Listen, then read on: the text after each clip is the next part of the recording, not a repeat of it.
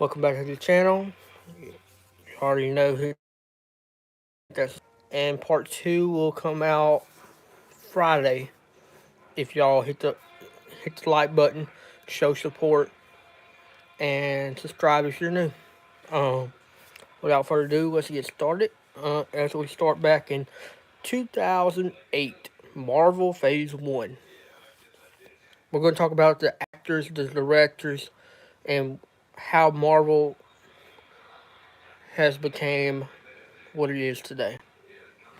Um, Obviously, the first movie of Marvel was Iron Man. Iron Man 1, which featured an actor that was really in turmoil before getting this role.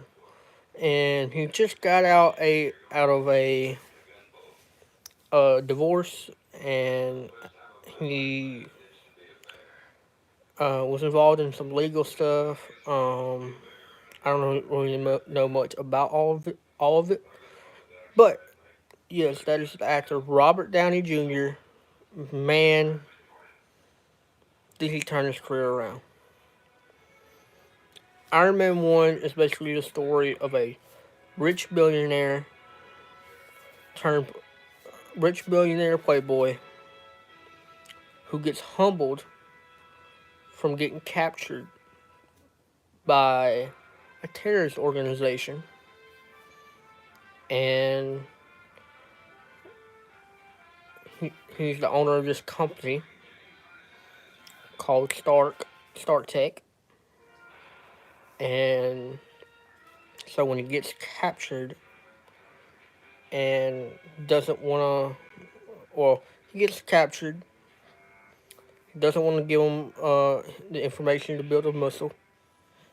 Um, so he goes on this story arc of becoming a selfless character, and we know that from the way the movie portrays him as this arrogant playboy millionaire who, when he gets captured, he realizes that he has to actually work.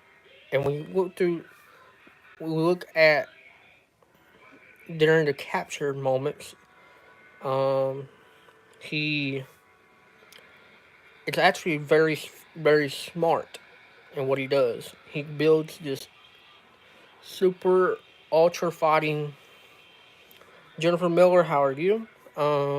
Ultra fighting iron tank, which the building of it is awesome. The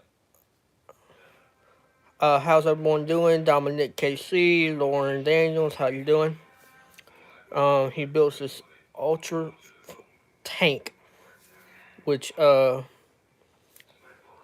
the first Iron Man building of the Iron Man suit, and it can fly. It can spit fire out of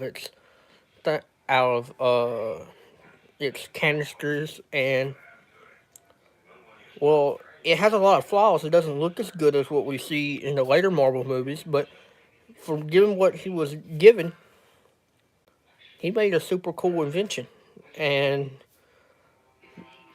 a guy in the capture process who helped him build the Iron Man thing, who gave him his R-Stark, his heart, his first ever heart that was given to him by this guy, which made him, which was part of him, made him Iron Man. Um, as we go on, the guy gets killed, and then we see a massive change in the character development of Iron Man, of Tony. Tony goes from this arrogant playboy millionaire to this guy who realizes that he doesn't want his life to be meaningless. He wants his life to have meaning, have to impact somebody with the death of Vincent. But as he escapes and he gets away, his tech gets left behind. And what we come to realize is nobody knows how to build the Iron Man. Built it really how he did. And when he gets back to America, he gets back with his pal, uh, War Machine, War Machine at the time, but gets back with his pal, and they go back to the Stark Expo, and um, he tells the people that he is shutting down the weapons manufacturing, um, and does not want to create no more powerful weapons. And of course, everybody has a massive brawl out of this. No, this is from the movie Iron Man. Um, did I write this story? No. This is the recap of Iron Man 1. Um, but yeah, everyone has a big brawl about this, especially the head man over head man who's been over his company per se. And as we come to realize, this man is actually corrupting the company to, oh hey, in the chat, corrupting the company and trying to make it more of his. And as we find out later in the movies, coming up later in the series, it was a lot more corrupt than what they was portraying at first.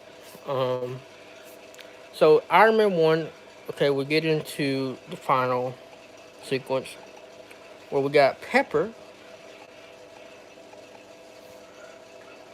No, I did not write the story. I just have a very vivid memory of what happened, and I had this plan.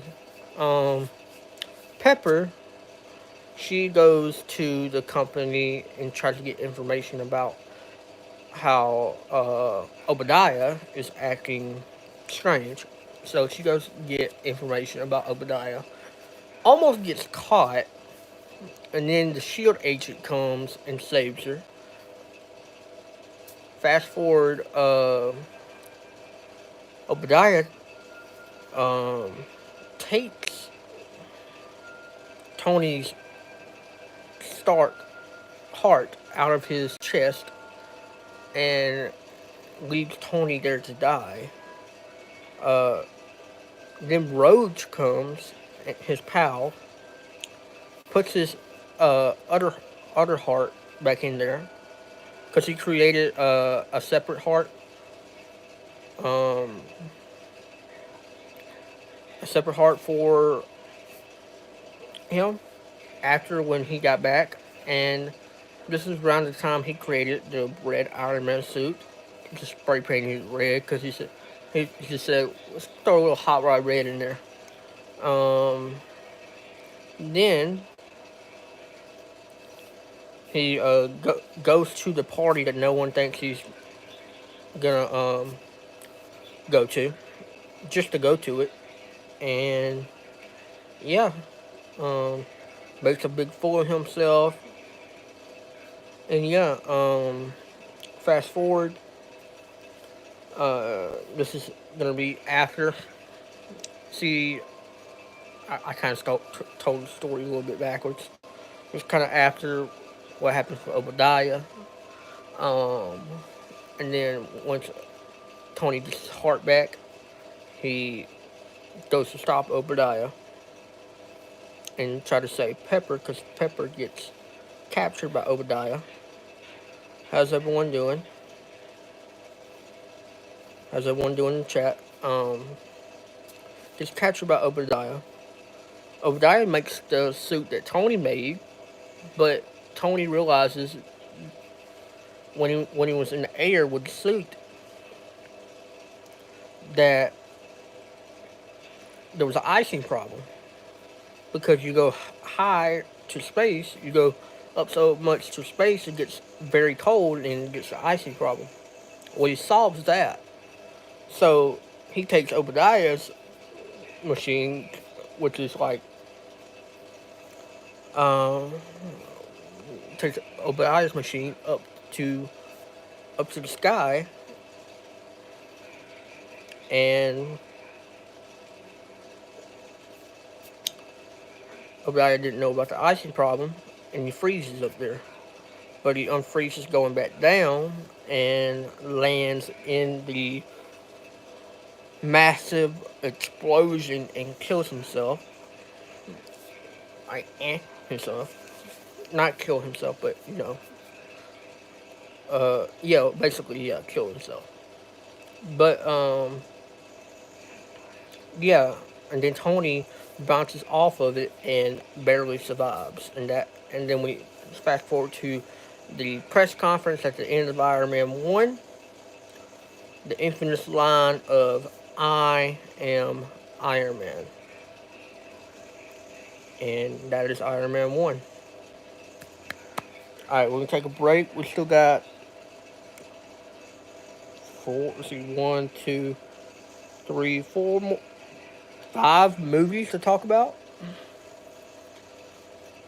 And don't forget, y'all, we are having a live play-by-play of the Nuggets and Sixers game at 9 o'clock Central Time. So right after this live stream, we will go ahead and go over to the other live. But this live is for people who are invested in Marvel and just movies in general. I wanted to start this series. Oh.